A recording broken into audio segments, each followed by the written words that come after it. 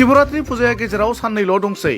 शिवरात्रिनि समाव बाबा भोलानाथ एबा महादेवखौ सिबिनो थियारि जादों गोबां सिबियारि रायजो राजाफोरा। बे समाव हादोरसानि दाब दाब जायगायाव शिव मन्दिरफोराव शिवरात्रि फुजानि थाखाय थियारि जानायखौ नुनो मोन्दों। बेबादि समावनो तामुलपुर जिल्ला सिंनि नावकाटानि हातिबन्दा कलाबारि शिव मन्दिराव श्री श्री शिव मन्दिर सामलाय आफादनि बानजायनायाव सानथामनि हाबाफारिजों शिव बाबा एबा महादेवखौ फुजिनो थियारि खालामदों। मख'जाथाव बाथ्रादि सानथामनि हाबाफारिजों खुंनो गोनां शिवरात्रि फुजायाव 50,000सो सिबियारिफोरा बाहागो लागोन होनना शिव मन्दिर सामलाय आफादनि फारसेनिफ्राय मिथिहोदों। आरो लोगोसेनो बे हाबाफारियाव बिटिसिनि गाहाय मावफुं सोद्रोमा प्रमद बर', आसाम आयेन आफादनि बुंथिगिरि बिश्वजित दैमारि, तामुलपुरनि एमएलए जलेन दैमारि, जायगानि एमसिएलए एबा बिटिसिनि मावफुं सोद्रोमा रनेन्द्र नार्जारि, आसाम बिजेपिनि आफादगिरि भबेश कलिता, एमपि दिलीप सयकिया आरो गोबां मानगोनां सुबुंफोरा बाहागो लागोन होनना खौरांगिरिनि सिगाङाव ओरैबायदि फोरमायो। শ্ৰী শ্ৰী শিৱ মন্দিৰ কলবাৰী মানে পৰিচালনা সমিতিৰ সম্পাদক। এতিয়া আমাৰ কথা হ'ল কি অহা 8 মাৰ্চৰ পৰা ইয়াত মানে তিনিদিনীয়া কাৰ্যসূচীৰে শ্ৰী শ্ৰী শিৱৰাত্ৰি পূজা মহোৎসৱ আমি পালন কৰিব ওলাইছোঁ। আৰু এই সম্পৰ্কত আজি আমি প্ৰথম মানে কাম আৰম্ভ কৰিছোঁ। এইফালে আপোনাৰ দেখা পাইছে, এইফালে মঞ্চৰ কাম চলি আছে, এইফালে গেটৰ কাম চলি আছে, সেইফালে আমাৰ ভজনালৰ কাম বিশেষভাৱে চলি আছে। আমি নতুনকৈ এটা কাৰ্যালয় নিৰ্মাণ কৰিছিলোঁ, সেই কাৰ্যালয়ৰ কাম চলি আছে। এনেকুৱাকৈ বিভিন্ন ধৰণৰ কাৰ্যসূচীৰে আমি এইবাৰ ৭৬তম শ্ৰী শ্ৰী শিৱৰাত্ৰি পূজা মহোৎসৱ পালন কৰিব ওলাইছোঁ। এই প্ৰথম দিনা কাৰ্যসূচী আমাৰ পতাকা উত্তোলন আছে। পতাকা উত্তোলন কৰিব আমাৰ মন্দিৰ সমিতিৰ স্থায়ী সভাপতি বাহুধৰ নাথদেৱে। তাৰপিছতে আমাৰ মুখ্যদ্বাৰ উন্মোচন আছে। মুখ্যদ্বাৰ উন্মোচনতো আমাৰ বসুন্ধৰা শইকীয়াদেৱে মুখ্যদ্বাৰ উন্মোচন কৰিব। এই স্মৃতিস্তম্ভ যিটো বেদী কিবা নতুনকৈ নিৰ্মাণ কৰি থকা হৈছে। আৰু আমি আশা ৰাখিছোঁ যে প্ৰথম দিনা আমি এই স্মৃতিবেদী মই ৰমেশ চন্দ্ৰ নাথে মানে মন্দিৰ সমিতিৰ সম্পাদক হিচাপে মই কৰিম, এইটো স্মৃতিবেদী উন্মোচন কৰিম। ঠিক এনেদৰে প্ৰথম দিনা কাৰ্যসূচী মানে সন্ধিয়ালৈকে চলিব। সন্ধিয়াৰ লগে লগে আমাৰ স্থানীয় শিল্পীৰ দ্বাৰা নাট্য অভিনয় হ'ব। তাৰে আগতে আমাৰ স্থানীয় মানে মহিলা নামৰ দল আমি নিমন্ত্ৰণ কৰিছোঁ। আৰু সেই মহিলা নাম দলৰ জৰিয়তে আমাৰ নাম পৰিৱেশন কৰিব, আৰিয়া প্ৰজ্বলন চলিব। আৰু গোটেই নিশাটো আমি শিৱ পূজা মানে কৰি থাকিম, মানে পূজা আমি আগবঢ়াম। আৰু তাত সকলো মানুহে আমাৰ এই 5টি চুকৰ মানুহে লঘোণে মানে ৰাতিপুৱাৰ পৰা লঘোণে থাকিব। আৰু তেওঁলোকে পূজা শেষ নোহোৱা পৰ্যন্ত ইয়াতে তাৰমানে উপবাসে থাকি এই পূজা শিৱৰাত্ৰি পূজাত অংশগ্ৰহণ কৰিব। দ্বিতীয় দিনা আমাৰ আছে কি এটা বিশেষ অনুষ্ঠান আমি সম্বৰ্ধনা ৰাখিছোঁ। আৰু সেই সম্বৰ্ধনা অনুষ্ঠানত আমি আমাৰ বিটিআৰিৰ চিফ প্ৰমোদ বড়ো ডাঙৰীয়া, বিধায়ক জলেন দৈমাৰী, আমাৰ অসম জাতীয় মানে বিজেপিৰ মানে পৰিষদৰ সভাপতি ভৱেশ কলিতাদেৱ, দিলীপ শইকীয়াদেৱকো আমি আমন্ত্ৰণ জনাইছোঁ। আমি আশা ৰাখিছোঁ তেখেতসকলে যথাসময়ত উপস্থিত হৈ আমাৰ এই সম্বৰ্ধনা সভাখনৰ সুযোগ মানে বৃদ্ধি কৰিব। আৰু সেইদিনা নিশাৰ ভাগত আমি দক্ষিণ পাৰত ত্ৰিকাল নাট্য পৰিষদৰ দ্বাৰা নাট্য অভিনয় কৰাম। আৰু ঠিক তেনেদৰে আমাৰ দ্বিতীয় দিনা কাৰ্যসূচী তেনেভাৱেই যাব। আৰু তৃতীয় দিনা বিখ্যাত নামৰ দল দুটা আমি নিমন্ত্ৰণ কৰিছোঁ, ৰুণু নাথ গুৱাহাটী আৰু বিকি নাথ নলবাৰী। তাত তেওঁলোকে দিনৰ ভাগত মানে হেৰি কৰিব,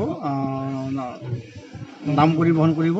আৰু ঠিক তেনেভাৱে সন্ধিয়া আমি গোঁসাই প্ৰত্যাৱৰ্তনৰ মানে কাৰ্যসূচী মানে ৰূপায়ণ কৰি আমি মানে 10 মাৰ্চত আমি সন্ধিয়া মানে অৰ্থাৎ ৰাতি 9-10 বজাৰ ভিতৰত আমি কাৰ্যসূচীবিলাক সমাপন কৰিম। যিহেতু বিভিন্ন ঠাইৰ ভক্ত আগমন হয় এই মন্দিৰলৈ, এইবাৰ কিমানমান ভক্তৰ আগমন হ'ব বুলি আপোনালোকে? এতিয়া 3 দিনৰ ভিতৰত কমেও 50,000 মান মানে ভক্তই মানে অহা যোৱা কৰি বা ইয়াত হয়তো থাকিব। এইবাৰ অৱশ্যে এটা কথা মানে আমাৰ অসুবিধাত পৰিছোঁ যে আমাৰ ৰভাঘৰটো আমাৰ চিফ ডাঙৰীয়া দিছিল যদিও সম্পূৰ্ণ হৈ নুঠাত আমাৰ অকণমান জাগাৰ ঠেক হৈছে যদিও আমি এইবেলি এটা বিশেষ চিন্তা এটা কৰি গোটেই আমাৰ যিটো ফিচাৰী আছে মন্দিৰত, সেই ফিচাৰীত আমি ভজনৰ ব্যৱস্থা কৰিছোঁ। গোটেই পুখুৰীৰ চাৰিওপাৰে আমাৰ ভজনৰ ব্যৱস্থা হ'ব।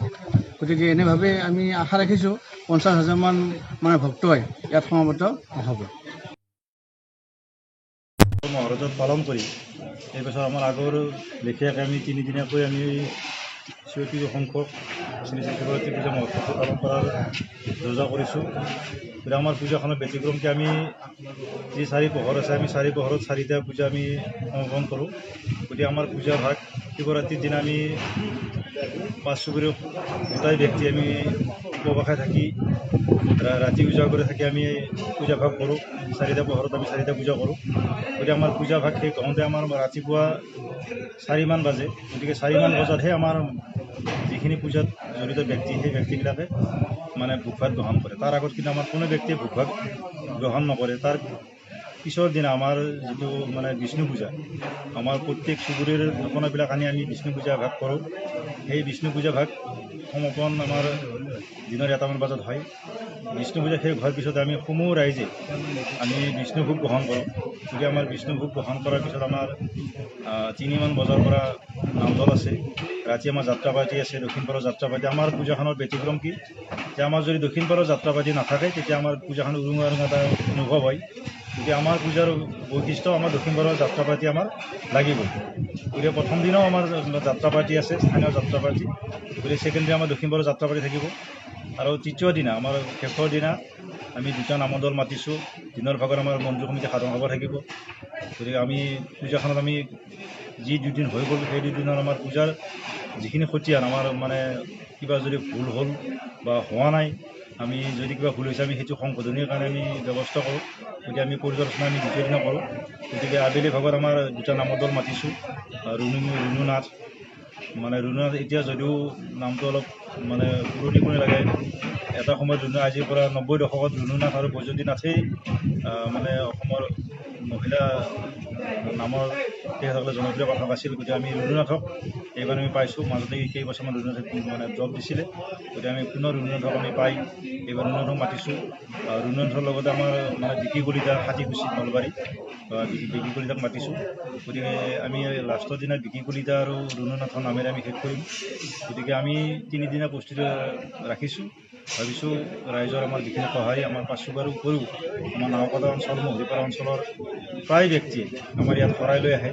আৰু আমাৰ শৰাই বেলেগ মন্দিৰৰ লেখীয়াকৈ আমি শৰাই ভাগ মানে পূজা শেষ নহ'লৈকে আমি শৰাই গৰাকীবিলাকক আমি দিয়া নহয়। গতিকে পূজা শেষ হোৱাৰ পিছত আমি যি কুপন আমি ব্যৱস্থা কৰোঁ, যাত্ৰী শৰাই লৈ অহাৰ কুপন দিওঁ।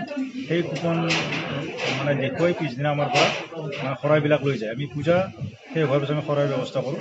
গতিকে শৰাইবিলাক আমি যাত্ৰীবিলাকে কুপন দিয়াৰ লগে লগে আমি শৰাইবিলাক আমি ঘূৰাই দিওঁ। এনেকুৱাভাৱে আমাৰ প্ৰস্তুতিখিনি এতিয়ালৈকে চলি আছে। গতিকে আজি আমাৰ মানে যি ৰাজহুৱা কাম অলৰেডি আমাৰ পেণ্ডেলৰ কামবিলাক কৰিব। আমাৰ ডাটা আছে, আমাৰ মানে যিখন ৰভা সেই ৰভাখন ডাটা আছে। আমাৰ একেৰাহে 25 বছৰ আমাক দান হিচাপে আগবঢ়াব পংকজ কলিতাই পূব নকটা নিবাসী।